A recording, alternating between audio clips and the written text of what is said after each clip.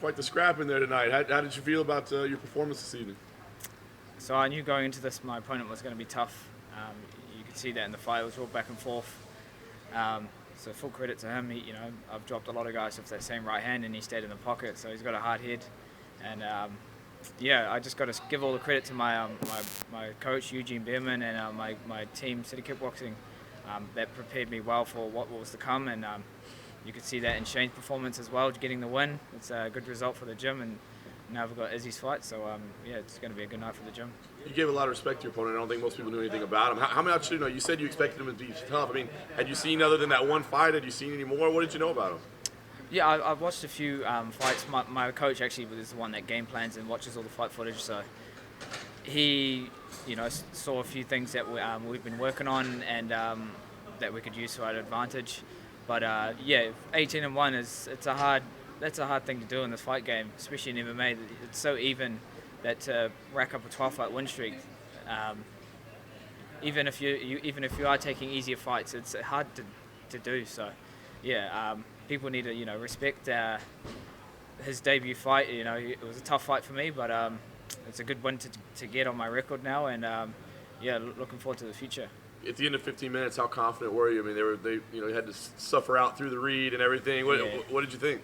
Yeah, it was close. I thought I'd done enough in that third round, just ring control and volume. I got a few takedowns as well, and I felt like I was landing the cleaner punches.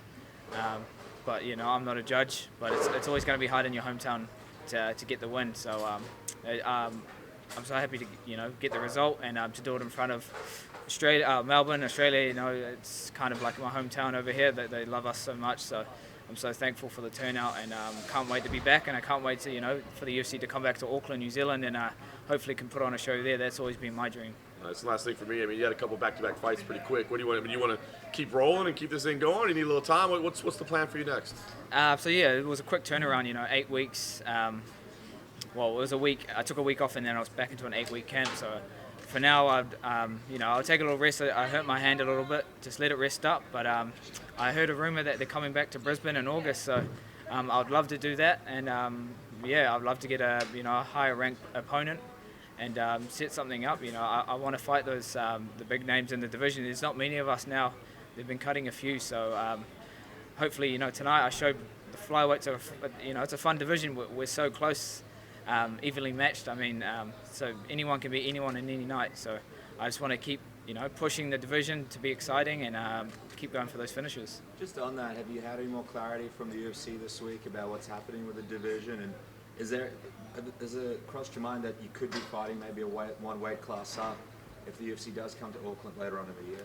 Yeah, I haven't heard actually anything. I've just been keeping my head down and focusing on this fight one fight at a time.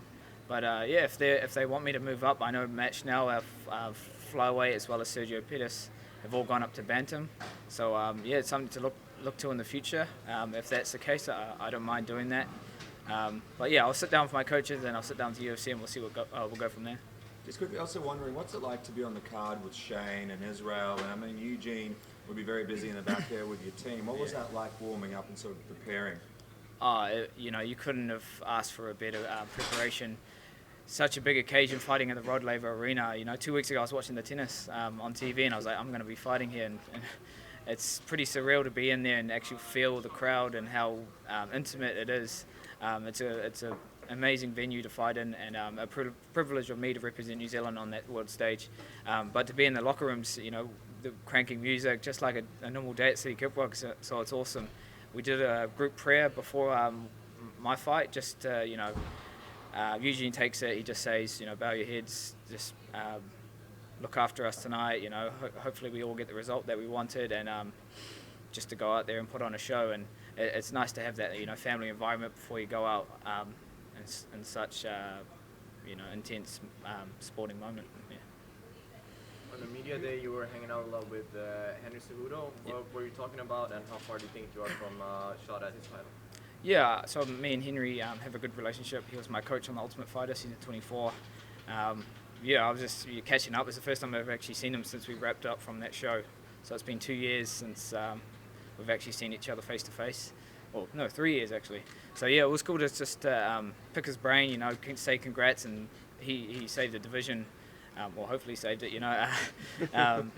But yeah, we were just saying, he was just saying, go out and get the win tonight, and say what you want after the fight. After you get this win, tell the UFC what you want to do, and hopefully they'll listen. So it's awesome to have him ringside. When I jumped up on the cage after the fight, that's the first person I actually looked at, and he was applauding me, and it was awesome to have him there. Yeah. After the fight, you mentioned you come through a bit of adversity before tonight. Can you talk a bit more about what you're referencing there?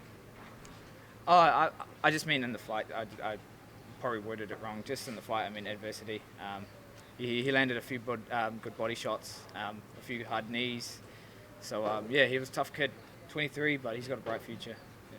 How are you feeling downstairs? Yeah, I'm feeling good now. I'm feeling good. Yeah, he landed a nice one right in the family jewels, but yeah, I'm glad I got a steel cup on, so I could still live to tell another day. You had a fairly heartbreaking story leading up to the fight. Yeah. I'm sure you would have been familiar with that. Does that factor into your, can you even register that when you're preparing for a fight, or do you just kind of have to strip away the face and just focus on the skill set? At the end of the day, we're all human, so when someone loses someone they love, it's it's sad. You don't want to wish that upon anyone, especially an opponent that you're about to compete against. So I give my condolences to him. That would be so hard to go into a fight knowing that your partner's not there. But yeah, you just got to block it out. At the end of the day, he's coming to take what's mine. I want to be, I want to further my career, and he wants to further his. So nothing personal, just business. And hopefully he gets another fight, and he has a long career in the UFC. And you had also spoken in the build-up that you had a specific, almost like a premonition about how the fight would end. But it obviously didn't go to a stoppage, but can you share with us what you thought was going to happen? Yeah, he's quite tall, and if you look at the blueprint of fights that I've had against taller fighters, I usually catch them, with an overhand right or some sort of punch. So I was surprised when he ate some of those punches and stayed in the pocket, because it's dropped a lot of people, and that's why my hands are a bit sore now. So he's got a hard head, tough kid, but yeah, I feel like I was a bit too. I listened to my corners very well. That's what got me through that fight in that third round. They were saying, slip that too. That's what he's throwing a lot, and counter back, stay in the pocket, but come back firing. So that's what I did. Thank you, sir. Awesome. Cheers, guys.